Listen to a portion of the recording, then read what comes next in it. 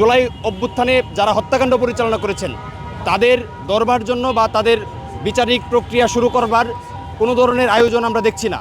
এবং উপরন্তু যারা এই অভ্যুত্থানে এই স্বৈরতন্ত্রের বিরুদ্ধে লড়াই করেছে তাদেরকে নানাভাবে গুপ্ত হত্যা করা হচ্ছে। এবং বিভিন্ন জায়গায় গতকালকে আমরা দেখলাম যে ময়মনসিংহের গৌরীপুরে একজন আন্দোলনরত শিক্ষার্থীকে কুপিয়ে জখম করা হয়েছে। এবং সবচেয়ে দুঃখের ব্যাপার যে কুমিল্লায় একজন রিক্সা চালক তার রিক্সার প্রথম চাকা একটি মোটর সাইকেলে বেজে গিয়েছিল। আমরা কুমিল্লার যে ছাত্র ইউনিয়নের সহযোদ্ধারা আছেন তাদের কাছ থেকে আমরা বয়ান নিয়েছি যে সেটি কেন হচ্ছে, রিক্সার চাকা মোটর সাইকেলে লেগে গেছে, সেই কারণে মোটর সাইকেল আরোহী যারা আছেন তারা এক পর্যায়ে চড়থাপ্পড় দেন এবং উপরন্তু আঘাতের মাধ্যমে ওই রিক্সা চালককে তারা মেরে ফেলেন। এই যে সারা দেশে এটি অরাজকতা চলছে, একটি মব ট্রায়ালের মাধ্যমে যেমন খুশি তেমন কর্মকাণ্ড পরিচালনা করছে, এই কর্মকাণ্ড দেখার জন্য বা এই ধরনের পরিস্থিতি দেখার জন্য আমরা অভ্যুত্থান করি নাই।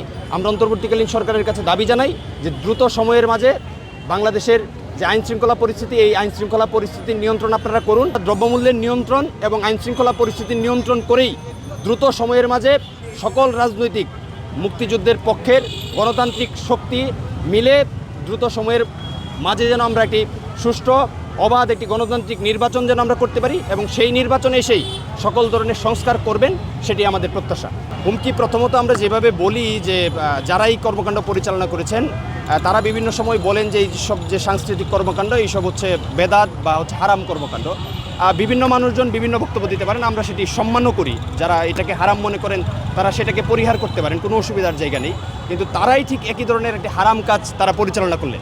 এবং দেশে যখন নানা ধরনের সাম্প্রদায়িক শক্তি মাথাচাড়া দিয়ে উঠছে, আপনারা জানবেন যে পটুয়াখালীতে ছাত্র ইউনিয়নের সহযোদ্ধারা 14 তারিখে যখন শহীদ বুদ্ধিজীবীদের আলোকচিত্র প্রদর্শন করছেন তখন হচ্ছে এখানে আল বদর আল শামস এবং পাকিস্তানি প্রেতাত্মা শক্তিদের যারা সহযোগিতা করেছিল তাদের চিত্রকর্ম কেন আমরা প্রদর্শন করেছি, তার কারণে ওইখানকার শিবিরের নেতা হচ্ছে হুমকি দিয়েছেন এবং ওই আলোকচিত্রের যে কার্যক্রম সেগুলো ভণ্ডুল করে দিয়েছে।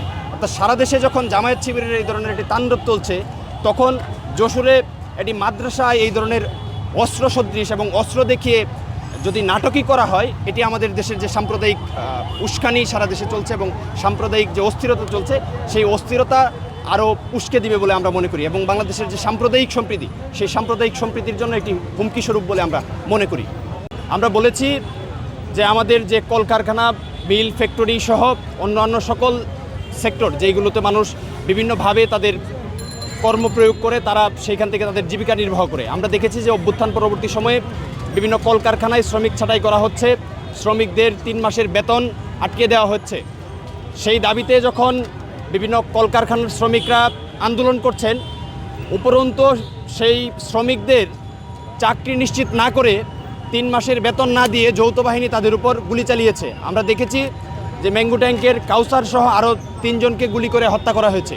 এবং আমরা যেটি বলেছি যে অভ্যুত্থান পরবর্তী সময়ে যে শিক্ষার্থীদের নিরাপত্তা নিশ্চিত করতে হবে এবং ছাত্র জনতার অভ্যুত্থানে যারা শিক্ষার্থীদের উপর গুলি চালিয়েছে, নির্যাতন করেছে, সেই সকল হত্যাকারীদের চিহ্নিত করে বিচারের আওতায় নিয়ে আসতে হবে। কিন্তু এই অন্তর্বর্তীকালীন সরকার সেই কর্মসংস্থানের নিশ্চয়তাও নিশ্চিত করতে পারছে না।